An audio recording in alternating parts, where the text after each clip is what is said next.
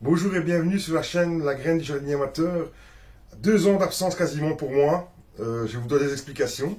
Je vous propose de me rejoindre ici dans mon nouveau terrain de jeu. C'est un nouveau potager où je redémarre de zéro. Et dans cette vidéo, je vous propose de voir un petit peu où il en est et on va voir où est-ce que je peux aller. Faire un petit potager aussi fertile que là où j'étais avant. Et je vous expliquerai aussi dans cette vidéo le déménagement, ainsi de suite. Voilà ce qui se passe un petit peu dans ma vie. Allez, c'est parti pour l'action. Tout d'abord, je vous propose de commencer par ce qui va être un petit peu mon atelier de jardinage, puisque c'est ici que je vais faire tous mes semis, quelques plantations aussi, mais principalement mes semis et le rangement un petit peu de tout ce qui est un petit peu bac, pot, voilà, sac de terreau, voilà, tout ce qui est un petit peu outillage et bien sûr les semis. C'est dans cet endroit que je vais les réaliser.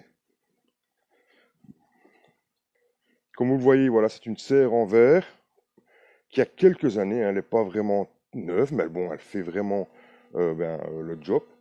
Elle fait plus ou moins 3 mètres de large, plus ou moins, sur 5 mètres de long.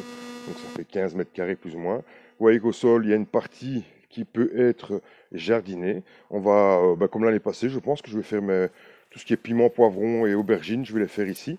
L'année passée, j'avais eu un superbe résultat. J'avais jamais eu aussi beaux poivrons et aubergines ici. Donc voilà, je pense que je vais recommencer cette année-ci ici. Et je vais tenter de faire des petits potagers entre saisons, d'automne, d'hiver ou de printemps. Hein, tout ce qui est laitue, radis, ainsi de suite. Des choses qui sont, voilà, qui sont besoin d'être un peu couverts et qui sont faits généralement plus facilement sous abri.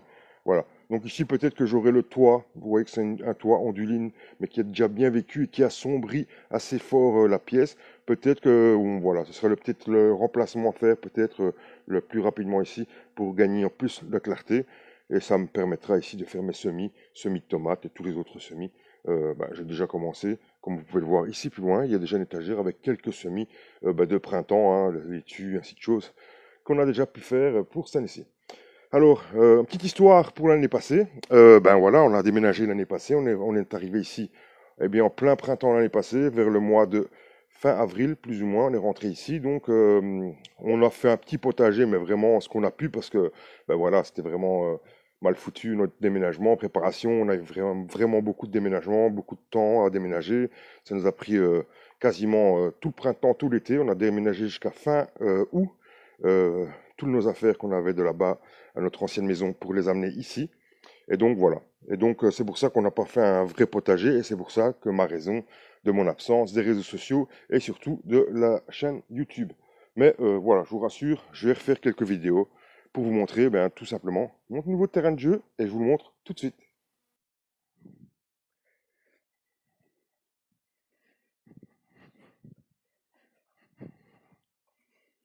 Voilà, comme vous pouvez le voir, on est sur le futur potager. J'ai déjà commencé, comme je vous l'avais dit, tout doucement l'année passée, ce que j'ai pu faire, hein, des plants surtout achetés directement qu'on a plantés ici, puisque je vous dis, on est arrivé ici euh, pour le mois de mai. Bon, au mois de mai, on avait autre chose à faire que faire le potager, parce qu'on avait quand même quelques travaux à faire dans la maison et encore du déménagement, comme je vous ai dit, de l'autre maison pour que je puisse la débarrasser parce qu'elle était vendue. Et donc ici, ce sera mon nouveau terrain de jeu qui va bien sûr devoir être bien sûr aménagé. Comme vous le voyez, il est très très pauvre, hein. Bon, bien sûr, l'année passée, qu'est-ce qu'on a fait? On a fait quelques blettes, quelques choux, quelques poireaux qui sont encore là. Ici, on avait mis des laitues et quelques courgettes, voilà, et des courges aussi. Voilà, juste pour dire d'avoir un peu de légumes l'été et l'hiver. Et vous voyez que ma serre est déjà montée, parce que ça, c'est ce que j'ai fait en premier, bien sûr, parce que je voulais pas m'empêcher de faire des tomates.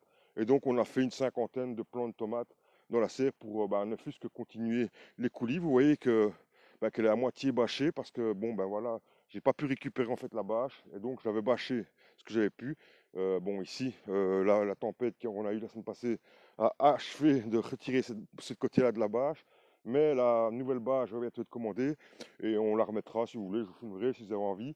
Dites-moi en commentaire, bien sûr, si vous avez envie de voir toutes ces vidéos-là, parce que bon voilà, si vous n'avez pas forcément envie de voir une bâche mise sur la serre, bon je la filmerai pas parce que ça prend du temps de filmer. Voilà, ici ça va être tout mon terrain de jeu qui va aller jusque là-bas, tout dans le fond. Le terrain fait plus ou moins, comme vous voyez, la serre fait 20 mètres. Hein. Vous voyez qu'elle fait pratiquement toute la largeur. Donc je dirais que le terrain fait 25 mètres de large. On ne va pas faire cultiver sur les 25 mètres. On va se laisser des passages pour passer. Mais on va faire voilà, la culture plutôt des zones ici. Et alors je vous annonce aussi qu'ici, je vais faire des bacs de culture. Puisque bon voilà, on commence aussi à prendre de l'âge. Hein. On ne va pas aller en rajeunissant. Et il faut penser aussi à ces vieux jours et pouvoir continuer à ces vieux jours. On aura sûrement mal au dos, aux jambes, aux bras, enfin bon voilà, en vieillissant, on a mal un peu partout. Et donc je vais plutôt me diriger une partie qui sera sous bac et une partie qui restera au sol pour faire par exemple des pommes de terre, pour faire toutes des choses qu'on peut difficilement mettre sur bac ou qui sont plus faciles à faire au sol.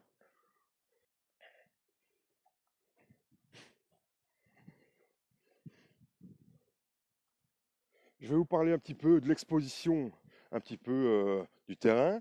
En fait, le soleil se lève derrière moi ici. Il est en plein sud, en plein sur ma gauche ou sur votre droite, et il va se coucher généralement. Pour l'instant, il se couche ici derrière, mais en été, il va se coucher vraiment à ma droite, ici quasiment. Donc il fait vraiment lever du soleil l'été comme ça, et il vient se coucher comme ceci. En hiver, c'est plutôt, il se lève là-bas, et il va se coucher là-bas, bien sûr, parce qu'on a moins de luminosité. Et donc, c'est pour ça que j'ai tenu à faire le potager ici dans le fond de mon jardin, en sachant que la route est par là, et que j'ai encore 2 fois plus de terrain que mon potager sur cette partie, mais que je vais réserver juste en pelouse et en arbres fruitiers, quelque chose comme ça, des aménagements peut-être à faire, un petit parking aussi que je dois faire. Donc voilà, ici, ce sera l'exposition qui sera faite.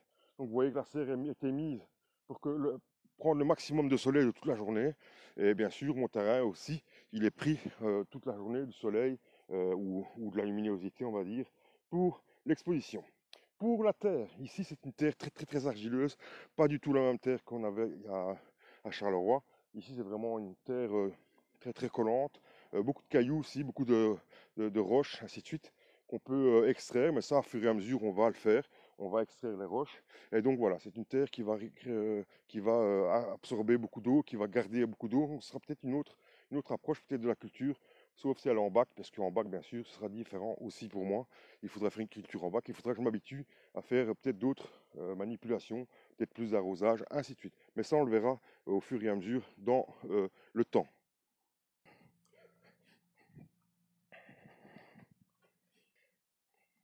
Voilà, dites-moi en commentaire, par exemple, comment vous vous y prendriez si vous démarrez un potager de zéro avec, par exemple, une place enherbée comme vous avez chez moi. Dites-moi ce que vous avez mis en place, si vous l'avez fait. Si vous avez des idées à vouloir me partager, dites-le moi aussi. Ça pourrait aussi peut-être me faire avancer, en sachant que je voudrais faire des bacs de culture. Bacs de culture que je ne ferai pas avec du bois, mais que je les ferai en dur. Je vais vous montrer tout ça et ce sera l'occasion de voir ça dans les prochaines vidéos. Moi, ce que je vous propose, eh bien, aussi, c'est de voir un petit peu mes aménagements, comment je vais faire pour mes aménagements dans les prochaines vidéos. On va faire un petit feuilleton de zéro à un potager fertile. Moi, c'est ce que je vous propose.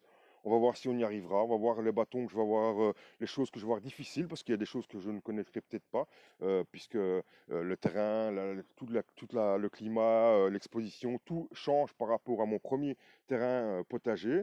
Pour le niveau des tomates, eh bien, je fais toujours des tomates qui va se retrouver ici sous la serre. Hein. Je vous rappelle, c'est une serre qui fait 4 mètres de large sur 20 mètres de long. C'est une serre où je vais faire plus ou moins une centaine de pieds de tomates, voilà, par an. Ce sera plus ou moins ça. Et on fera beaucoup de variétés pour pouvoir tester et faire voilà, des échanges avec plein d'autres passionnés de la tomate. Je vous retrouve dans la prochaine vidéo. N'oubliez pas un petit pouce et un abonnement si vous n'êtes pas encore abonné. N'oubliez pas, c'est en ce moment n'importe comment qu'on récolte n'importe quoi. Et bien sûr, ça fait super plaisir de vous retrouver. Ciao, ciao, à bientôt.